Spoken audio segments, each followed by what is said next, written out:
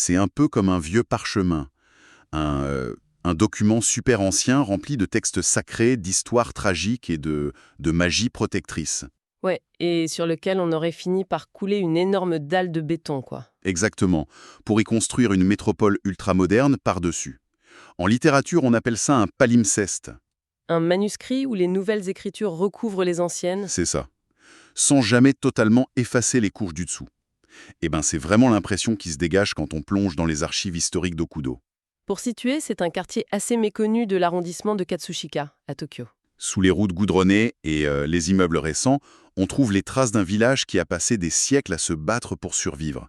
Et le fil conducteur de toute cette exploration, c'est l'eau. Ah bah complètement. Okudo, c'est un morceau de terre qui est littéralement coincé entre deux rivières, la Nagawa et la Shin-Nagawa. Et ça, c'est la clé de voûte de notre analyse aujourd'hui.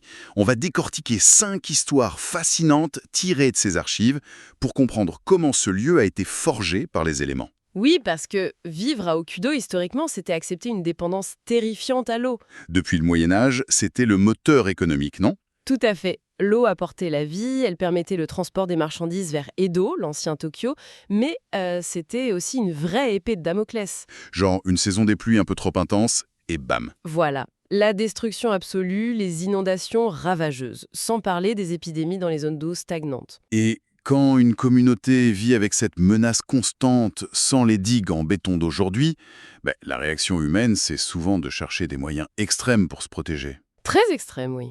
Les archives mentionnent une pratique qui donne un peu la chair de poule. On parle pas de construire un barrage de fortune, là. On parle d'un sacrifice humain volontaire. L'histoire du moine Morishi. C'est ça. À l'époque d'Edo, ce type n'était pas un moine ordinaire. Non, c'était un rokubu. Un rokubu. Ouais, c'était des pèlerins ascètes, des ingabons, quoi. Ils marchaient sans arrêt à travers le Japon avec un petit autel sur le dos contenant des sutras. Donc un mec totalement en marge du système de classe hyper rigide de l'époque. Exactement. Et Morishi s'était installé à la périphérie d'Okudo. Il y a vécu des années et a fini par gagner un respect profond des paysans locaux. Jusqu'au jour où il prend cette décision radicale. Pour protéger le village, il décide de pratiquer le Nyujo. S'enterrer vivant. C'est fou. Les textes racontent que les villageois ont creusé une petite chambre souterraine, il y est descendu et ils ont scellé l'entrée. Le but, c'était de méditer dans le noir total, sans boire ni manger, jusqu'à la mort, pour devenir un Bouddha vivant. Un gardien éternel pour le sol d'Okudo. Et le détail qui tue, c'est le mécanisme du rituel. La petite cloche, oui. Voilà. Sous terre, il devait continuer de faire tinter une cloche. Pour les gens en surface, tant que ça sonnait, le contrat spirituel était actif. Le moine repoussait le malheur. Ça a duré 3 jours et 3 nuits, et au matin du 4e jour, le silence. Le rituel était accompli. Et ce qui est dingue, c'est que la trace physique est encore là. Le monticule funéraire et le petit sanctuaire de Jizo pour Moriichi sont à une simple intersection banale à Okudo de Chum. Et il y a toujours une cérémonie chaque 24 juin. C'est incroyable de voir un rituel de quartier vieux de plusieurs siècles perdurer dans le Tokyo moderne. Mais tu vois, en lisant ça, il y a un truc qui m'a frappé. Ah bon, quoi donc? Pourquoi un étranger? En canalisant leur dévotion sur ce vagabond qui s'immole, c'était pas surtout un moyen psychologique pour les villageois de reprendre le contrôle. Ah, tu veux dire face à la nature imprévisible? Ouais. Au lieu d'avoir peur d'une inondation aléatoire, on crée un contrat tangible qu'on enterre dans le sol. Une sorte d'assurance spirituelle ultime. C'est tout à fait ça. Une crue détruit tout en une nuit. Là, la communauté transforme le hasard en transaction. Le désastre n'est plus aveugle puisqu'une force spirituelle locale le combat de l'intérieur. Donc l'eau terrorisée, mais ironiquement, cette même géographie marécageuse offrait un avantage inattendu. Un très bon repère pour se cacher. C'est ça, un labyrinthe aquatique parfait, impraticable pour les paysans, mais aussi pour les autorités. Et on le voit bien avec l'incident de Horeki en 1758. Un vrai séisme politique. Alors, pour bien clarifier pour ceux qui écoutent, les sources décrivent un conflit majeur. D'un côté, le shogunat de Kugawa à Edo, qui a le pouvoir absolu. De l'autre, la cour impériale à Kyoto, qui n'a qu'un rôle symbolique. Et un lettré, Takeuchi Shikibu, se met à enseigner que l'empereur devrait avoir l'autorité suprême. Bien sûr, notre but ici, c'est pas de juger qui avait raison politiquement. On ne prend aucun parti, on rapporte juste ce que disent les archives historiques. Tout à fait, on reste neutre. Mais pour le shogunat Shina, c'était inacceptable. Donc répression, purge, exil. Et c'est là que la grande histoire percute notre petit village d'Okudo. Les registres racontent que la fille d'un haut courtisan, fuyant cette purge, s'est cachée dans ces fameux marécages. Elle avait emporté une petite statue de Yakushi Nyorai, le Bouddha de la guérison. Et un sanctuaire a été construit pour abriter la statue et pleurer son maître décédé. C'est devenu le temple Ozoin, à Okudo-Uishum. C'est un lieu magnifique aujourd'hui.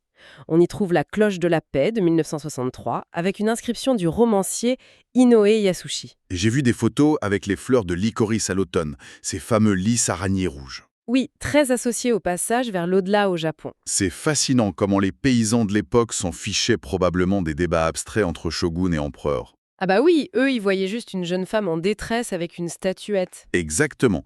La grande histoire nationale a été digérée par le village pour devenir une tragédie humaine tangible, une légende de guérison. C'est le propre des zones périphériques. Elles filtrent la politique à travers l'émotion locale. Le Bouddha politique devient le guérisseur du village. D'ailleurs, parlant de guérison, il devait aussi barricader le village contre des menaces invisibles, les dieux de la peste. Ah oui, le sanctuaire Tenso. Là, on entre dans la magie sympathique brute. J'ai halluciné en lisant cette partie. Il fabriquait un shimenawa, une corde sacrée en paille de riz. Mais pas une petite corde, hein. 2 immenses cordes de 5 mètres de long. Représentant un serpent mâle et un serpent femelle. Et il les hissait dans un grand micocoulier pour simuler un accouplement géant à l'entrée du village. C'est très graphique. L'idée, c'était d'utiliser cette force vitale animale pour stimuler les récoltes et effrayer les maladies. Sauf qu'aujourd'hui, le rituel a un peu changé. On ne grimpe plus dans les arbres. Non. L'énorme corde est transportée physiquement à l'intérieur des maisons, dans les salons en tatami, les ashiki. C'est fou, on est passé d'une exhibition sauvage en plein air à un truc hyper intime. L'urbanisation a changé la donne. Le besoin de fertilité agricole a disparu sous le béton et la menace de la maladie s'est atténuée. Donc l'énergie brute est devenue une bénédiction pour le foyer. Genre un antivirus spirituel qu'il faut installer manuellement dans chaque maison de la rue. C'est une super métaphore. Et le comble du paradoxe pour un visiteur contemporain, c'est qu'il n'y a plus aucune rizière à Okudon. Et oui, c'est complètement bétonné. Pour maintenir cet événement, qui est d'ailleurs un bien culturel immatériel de Katsushika, ils sont obligés de faire importer leur paille de riz à grands frais. Ce qui prouve que le rituel sert surtout de colle social aujourd'hui. C'est une question de survie, identitaire face à la modernité. Et cette obsession de s'organiser face aux éléments, ça allait jusqu'à la mort elle-même. Les archives du temple Mayogonji, fondé en 1415, le montrent bien avec le culte des 13 Bouddhas. C'est une gestion extrêmement précise, presque bureaucratique, du deuil. Chaque étape rituelle, sur des années, était présidée par un Bouddha spécifique. Rien n'était laissé au hasard. Mais le truc le plus dingue de ce temple, c'est cette statue en bois de Jizo datant de 1737. Ah, le Bouddha caché. Voilà. Il est complètement dissimulé dans un réceptacle en forme de joyau, le lotus de la compassion. De l'extérieur, on dirait juste un gros bulbe fermé. Il faut soulever le couvercle pour que la statue apparaisse. C'est un effet pop-up. Et au début, je me suis dit, pourquoi cacher un chef-d'œuvre pareil ? C'est purement théâtral. Le deuil, c'est le moment de plus grande vulnérabilité. Révéler soudainement la divinité pendant un rituel, ça crée un choc visuel. L'épiphanie. L'idée que le salut finit par éclore au milieu des ténèbres. L'impact émotionnel est décuplé. C'est une technique scénographique brillante. Et il faut voir les moyens qu'ils mettaient là-dedans. On parle aussi de décorations kémanes géantes en cuivre doré. Comment des paysans pouvaient se payer ça ? Edo, c'était une mégalopole de plus d'1 million d'habitants au XVIIIe siècle. Il fallait les nourrir. Ah, et les terres inondées d'Okudo étaient super fertiles, c'est ça ? Exactement. Les paysans faisaient du maraîchage très lucratif et livraient la capitale par bateau. Les plus riches faisaient ces dons somptueux au temple pour s'assurer un bon karma. Et coup de chance, ces trésors ont même survécu au terrible tremblement de terre d'Ansé en 1855. Un vrai miracle. Sauf que, bon, toute cette belle mécanique a fini par se prendre un mur de plein fouet au XXe siècle. Oui, le défi ultime. En 1947, le typhon Kathleen dévaste la région. Les digues cèdent. Une vaste partie de l'est de Tokyo est noyée sous la boue. Les pertes humaines et matérielles sont immenses. Et là, le gouvernement d'après-guerre décide de ne plus faire dans le détail. Il creuse le canal Shin-Nakamawa de 1949 à 1963. Une dérivation massive qui traverse le quartier en plein cœur. C'est ça. Ils détruisent l'ancienne rivière, ce qu'on appelait la rivière aux 99 courbes. Ils rasent les fermes et surtout, ils rasent les bains publics, les okudoyu. Ce qui était le centre névralgique de la communauté au Japon. une vraie amputation du tissu social. Sauf qu'en 1964, le nouveau pont Okudo-Shinbashi, qui enjambe cette cicatrice géographique, a servi de passage à la flamme des Jeux Olympiques. Une façon de lier ce lieu meurtri au reste du monde. C'est un contraste vertigineux. Et tu sais à quoi ça m'a fait penser? À notre moine du début. Exactement.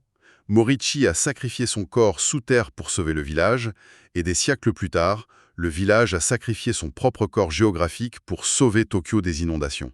C'est une conclusion parfaite. Ça résume tout le déterminisme de l'eau dans cette zone.